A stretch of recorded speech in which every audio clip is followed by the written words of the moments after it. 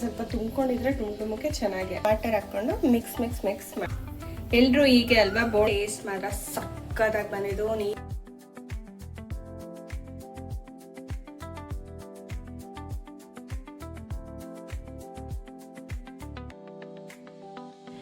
Hi ಎಲ್ರಿಗೂ, ಹೇಗಿದ್ದೀರಾ ಎಲ್ರು? ನಾನು ಕೂಡ ತುಂಬಾ ಚೆನ್ನಾಗಿದ್ದೀನಿ, ನೀವು ಕೂಡ ತುಂಬಾ ಚೆನ್ನಾಗಿದ್ದೀರಾ ಅಂತ ಭಾವಿಸ್ತಾ ಇವತ್ತಿನ ವಿಡಿಯೋನ ಸ್ಟಾರ್ಟ್ ಮಾಡೋಣ. ನಾನು ನಿಮ್ಮನೆ ಮಗಳು ಶ್ವೇತಾ ನಿಮ್ ಜೊತೆಗೆ.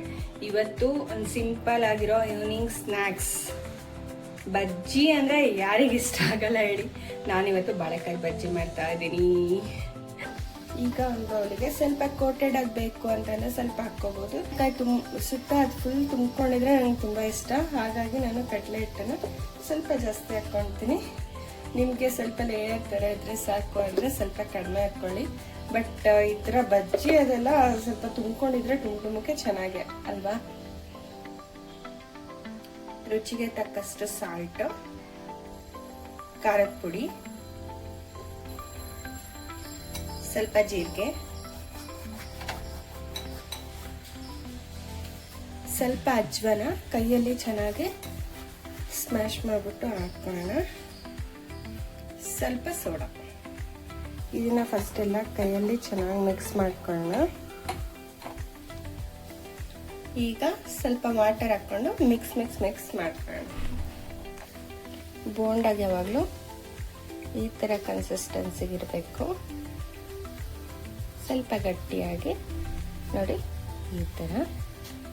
ಈಗ ಇದು ರೆಡಿ ಆಗಿದೆ. 5 ನಿಮಿಷ ಅದನ್ನು ರೆಸ್ಟ್ ಮಾಡಕ್ಕೆ ಬಿಡೋಣ. ಈಗ ಇಟ್ಟು ಒಂದು 10 ನಿಮಿಷ ನೆನ್ಕೊಂಡಿದೆ. ಈಗ ಎಣ್ಣೆ ಕಾಯಕ್ಕಿಡೋಣ.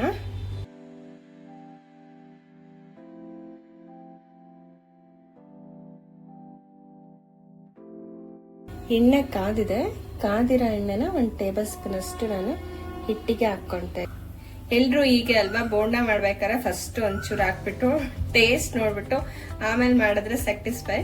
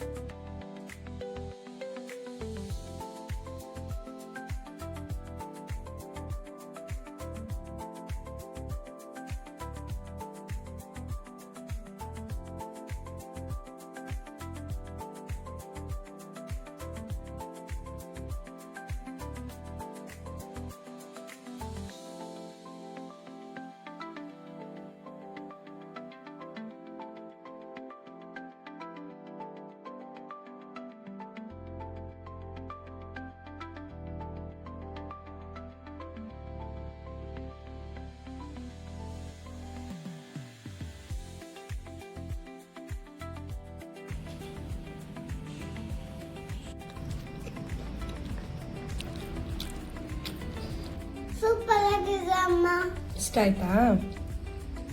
ಟೇಸ್ಟ್ ಮಾತ್ರ ಸಕ್ಕತ್ತಾಗಿ ಬಂದಿದ್ದು. ನೀವು ಈಗಲೇ ಈವ್ನಿಂಗ್ ಸ್ನ್ಯಾಕ್ಸಿಗೆ ಮನೇಲಿ ಟೀ ಜೊತೆಗೆ ಸರ್ವ್ ಮಾಡಿಕೊಂಡು ತಿಂತಾ ಇದ್ರೆ ಸಕ್ಕತ್ತಾಗಿರುತ್ತೆ. ಸೊ ಗೊತ್ತಲ್ವಾ, ಇದೇ ಥರ ಈಸಿ ಆ್ಯಂಡ್ ಸಿಂಪಲ್ ರೆಸಿಪಿಗೋಸ್ಕರ ನನ್ನ ಚಾನಲ್ನ ಈಗಲೇ ಸಬ್ಸ್ಕ್ರೈಬ್ ಮಾಡ್ಕೊಳ್ಳಿ. ಮತ್ತೆ ಸಿಗೋಣ ನೆಕ್ಸ್ಟ್ ಬ್ಲಾಗಲ್ಲಿ. ಅಲ್ಲಿವರೆಗೂ ಟೇಕ್ ಕೇರ್, ಸ್ಟೇ ಸೇಫ್ ಅಂತ ಹೇಳ್ತಾ ಬಾಯ್.